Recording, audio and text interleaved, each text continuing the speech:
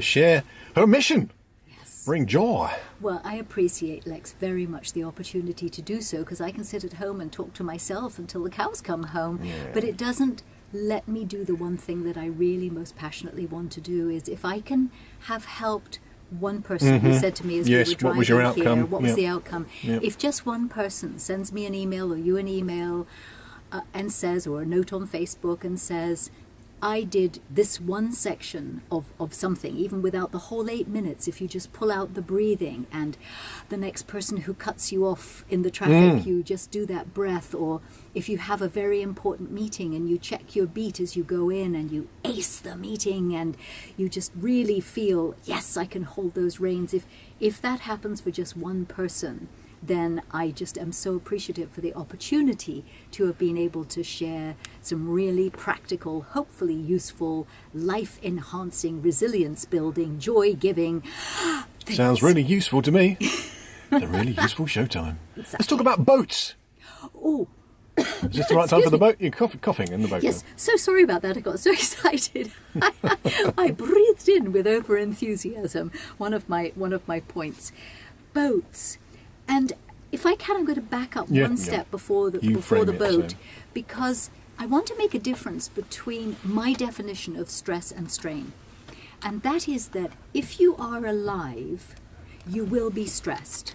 So the lights that are on you, the temperature of the room, whether you've eaten or not, so how your clothes are fitting on you at a physical level, how you're sitting or standing.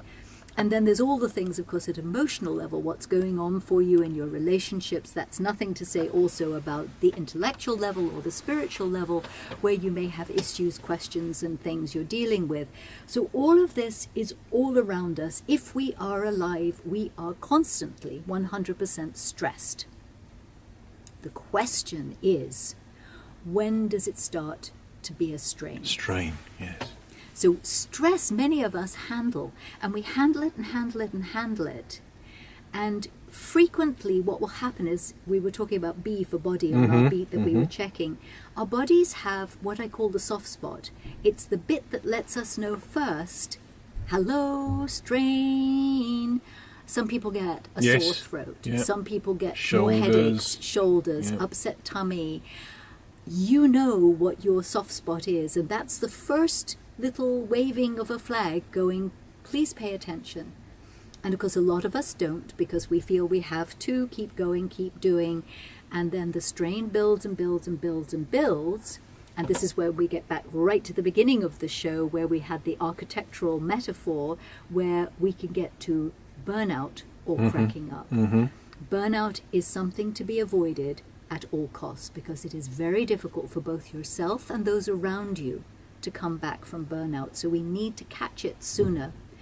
Be aware of what level of strain you are. And it's interesting that quite frequently we'll mask it, override it, until one silly little thing happens. And boom. Ba-boom! What was that all about? Exactly. Yeah. And it's just that needle that broke the camel's back, or have I got Straw. those? Yes.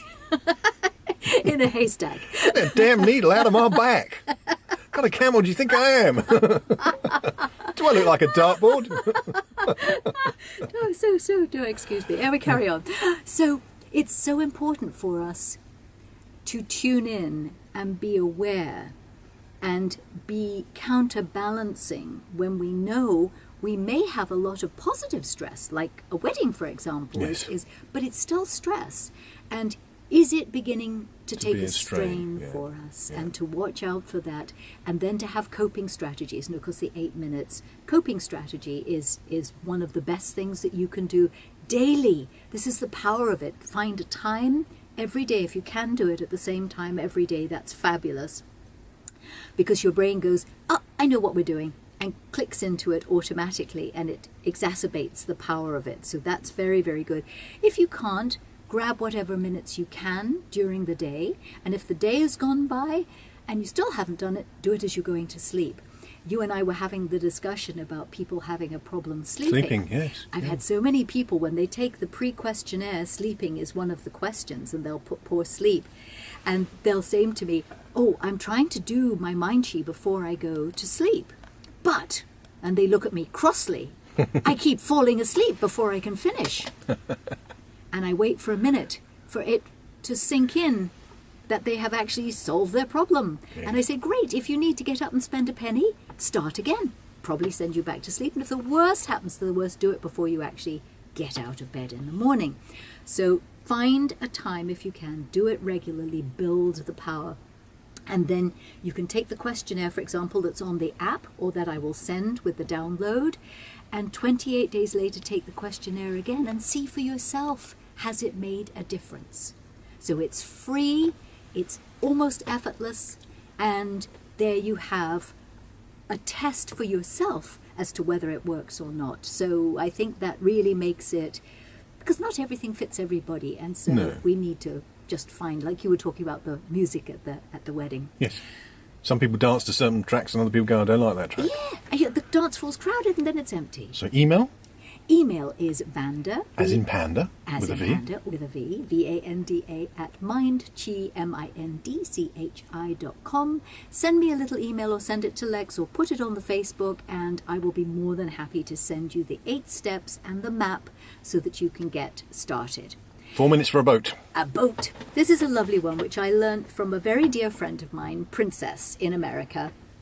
And Princess was sharing with me that she has an awful lot on her life. She has a very sick husband who's very demanding and demented and unwell and everything. Very and demanding. She has a shoulder that is just been operated on. So she has to be very careful. And so we had the metaphor of her sitting in this little blow-up boat. Now, in a blow-up boat, you need to be a little bit careful because sharp things can make a hole in it. That doesn't work very well. And too much weight, and that isn't good either because you can start to sink. So anything that came along, she would stop and think, do I want to take that on board in my boat? Do I have space for it? Is it important enough? Do I want to throw something else out so that I can take that? Or do I want to say, actually at the minute my boat is full up and thank you, maybe offer that to me at another point, Yes. but right Not now now is the time. I am unable to take that on board. And this is her little test.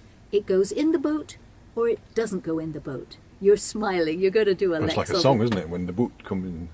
When the boot comes in. It's a lovely, lovely How metaphor. simple Yes. is that? And I love things, Lex, that are simple and doable and give you an immediate yes, no. In my boat, not in my boat. Lovingly, Yeah. but just at the moment, Porcupines, darling. yes. Out of the boat. Exactly. Sharp knives and pointy things. Yes. Out of the Sharp boat. comments Hot and things. criticism and sarcasm. Out. of the boat. Yes. Yes. So that's my little boat I story for love you. that. I love that. What would be nice to put in the boat then? Ooh.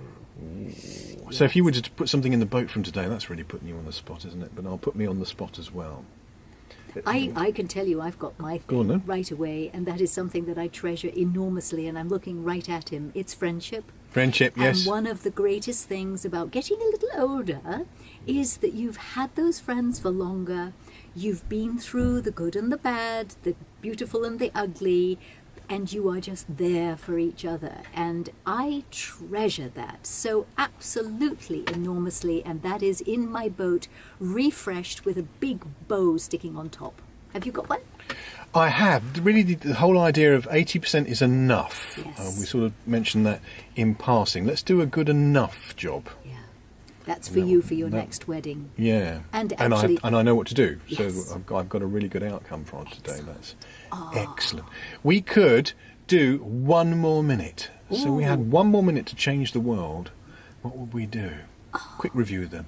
Of the 8 steps. Yeah. Yes, let me do that. Okay, if you're with me, there's 4 main sections. Start, past, now, and future. In start, we do the breath to control the body. We do the focus on one to control the mind. In past, we take care of the last 24 hours so we don't have to think ever again of something we wished we would have done differently, and we keep and love and secure our successes. Now is our beat. We check our beat, We choose to change if we need to in the minute, and the final two are the future, where we create by our beingness how we need to be as human beings to do what we have to do, and a minute of gratitude, which I would like to express to you for this opportunity to be on your show, dear Lex. You are an expert. 5 seconds to go. I can say thank you, Vanda. You have changed my life in many more ways than you yet realise. We really appreciate it. I'm going to press the button. Thanks, folks. See you next week. Bye.